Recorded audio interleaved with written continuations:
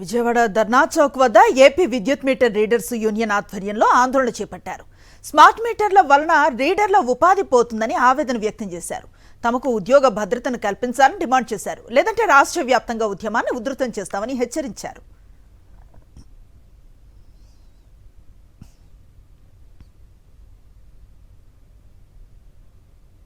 ఈ ప్రభుత్వం వచ్చిన తర్వాత మేము కలని వాళ్ళు ఎమ్మెల్యేలు కానీ లేదా మినిస్టర్లు కానీ ఎవరూ లేరు, అందరినీ కలిసాం.